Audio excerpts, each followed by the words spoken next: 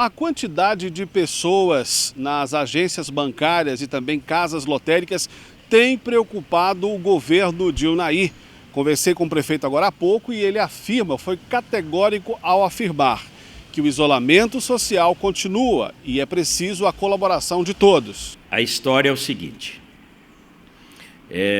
o problema existe, está aí, não é só em Unai, né? É no país inteiro. E, para nossa tristeza, né, de repente, ao invés de buscar solução de saúde, nós estamos vendo muitas pessoas aí, inclusive que estão de posse, né, de cargos eletivos, de cargos importantes, e que, ao invés de cuidar da saúde, estão cuidando de política. É muita questão política. Às vezes eu começo a ler uma determinada matéria ou ouvir científica falando sobre a doença e tal, e daí a pouco entra o viés político, ou é para a direita ou é para a esquerda. Aí eu largo aquilo para lá e não vou ler aquilo mais. Tá? Infelizmente tem acontecido isso. Nós não sabemos se estamos certos ou se estamos errados. A verdade é essa.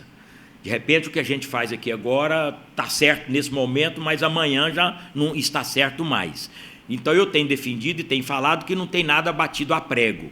E aí nós vamos adaptando de acordo com a conveniência, aquilo que é plausível de fazer, aquilo que é mais fácil para fazer, aquilo que é possível fazer, atender o anseio da nossa população. Então, dentro disso, no primeiro momento, nós colocamos um decreto onde nós fizemos restrição total. Suspendemos aulas, o comércio fechado, e foi aquela história toda que vocês têm conhecimento e que aí o mundo cai na cabeça do prefeito, e aí nós começamos a ouvir, começamos a ver notícias de outros municípios, e a nossa sociedade aqui reclamando. É muito fácil falar com o prefeito, né? Graças a Deus é fácil falar comigo, todo mundo tem o meu telefone, e aí nós atendemos o anseio da sociedade de Unai. Qual que era o anseio da sociedade de Unai? Era flexibilizar. Nem tique e nem taque, não libera geral, mas também não fecha geral. E foi isso que nós fizemos no nosso decreto, que entrou em vigor no dia 1º de abril. Nós flexibilizamos, não é isso? Nós tivemos o bom senso, nós entendemos que o comércio, o dono da loja pequena ali, o comerciante pequeno, o autônomo, que essas pessoas têm conta para pagar, nós entendemos isso. Mas, por outro lado, nós temos a pressão, né, da saúde. Nós temos a pressão da saúde e que nós temos que ouvir aquilo, nós temos que atender. Então, o que nós fizemos? Nós liberamos condicionalmente. Nós liberamos e no próprio decreto nós orientamos. Está liberado, mas está liberado assim. Olha, está liberado, mas você tem que fazer isso, você tem que fazer aquilo. Nós procuramos fazer isso. Colocamos diversas restrições. Inclusive, tem setores que não estão autorizados a nada, não pode nada, dado a natureza daquela atividade. Também não é culpa nossa. Isso vem lá no protocolo de saúde que nós não podemos liberar. Da mesma forma que lá no protocolo, lá desde o início, os supermercados podem abrir, porque o supermercado vende o quê? Alimentação, que é essencial. Acontece que o supermercado que vende alimentação, Jean, ele vende pneu, ele vende uísque, ele vende sapato. E aí o outro comércio começou a cobrar, e a gente tem que entender isso, não é? E aí as pessoas, nós tivemos um problemazinho aí agora, que estão falando que a população não respeita, não sei mais o quê, mas já tem o quê? Desde quinta-feira da semana passada, que o carro de som, nós estamos com 4 carros de som na rua, pedindo a compreensão, pedindo às pessoas, por favor, tal. É uma voz apelativa, né? É um texto apelativo, pedindo às pessoas para entenderem, para segurar um pouco, isso vai passar. É aquela questão do bom senso, tá? É a questão do bom senso mesmo. E aí tem outras atividades que não fomos nós que falamos que poderia ficar aberto, veio de cima para baixo. Bancos, por exemplo, não somos nós. O supermercado também está lá dentro, né, das atividades essenciais. E aí, no início do mês, naturalmente, as pessoas têm que receber o benefício, principalmente as pessoas idosas, têm que receber a sua aposentadoria, aí deu um estresse na porta dos bancos. E a nossa fiscalização foi lá, orientou, tentamos de todas as formas, manter 2 metros de distância, fizemos aquilo que a gente dava conta de fazer.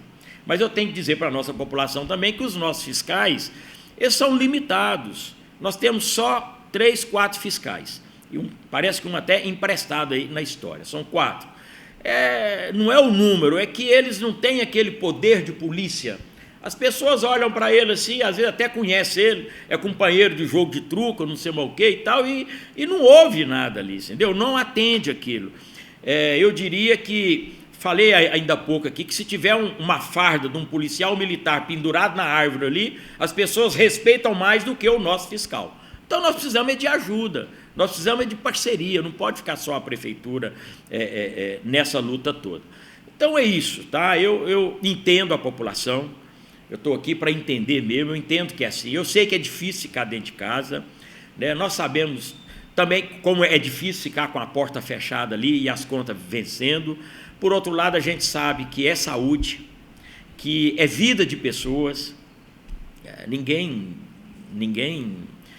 está aqui para dizer que, né, que se dane e tal, não é isso, por favor, não é isso, né?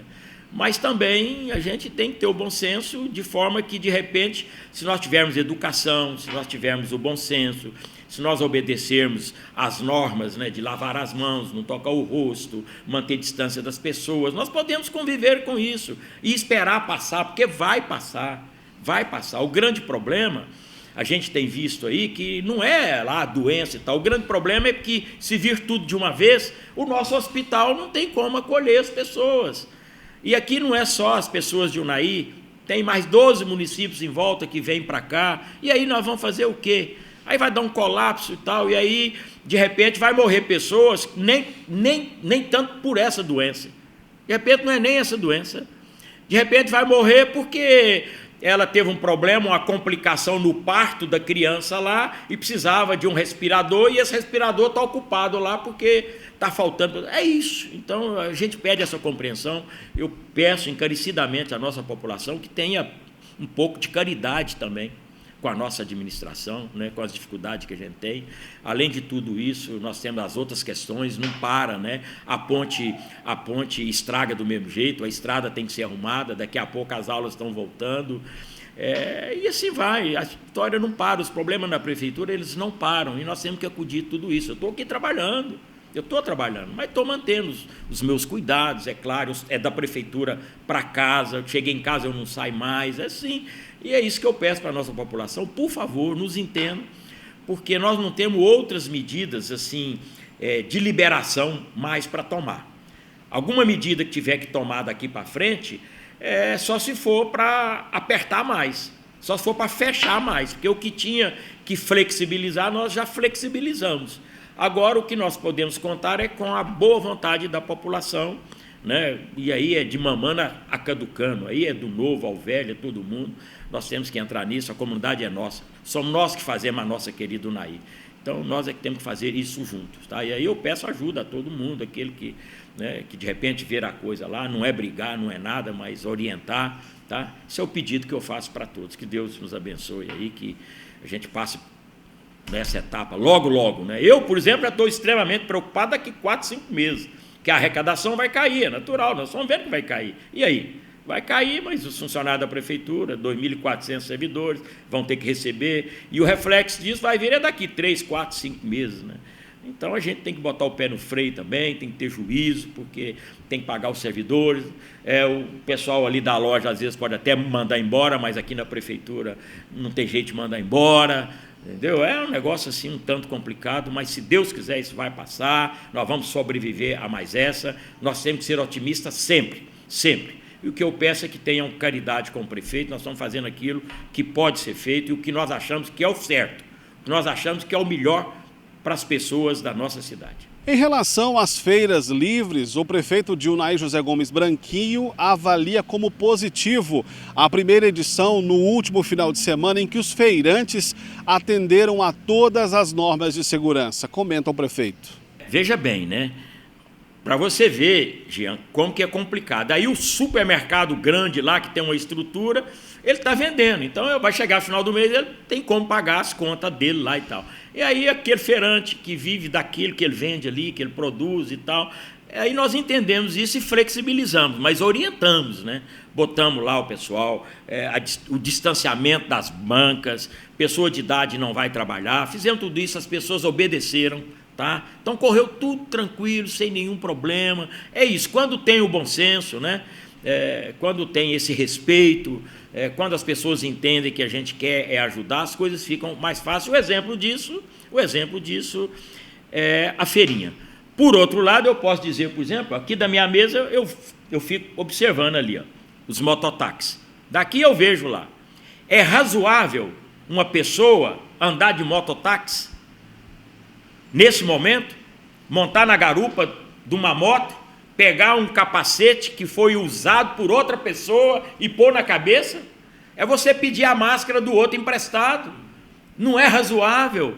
Pelo menos se você tiver com o seu capacete, tudo bem, você bota o capacete na cabeça e o motoqueiro está com o dele para lá, você está isolado. Então nós temos que ser razoáveis. Sendo razoável, eu entendo que fica bom para todo mundo.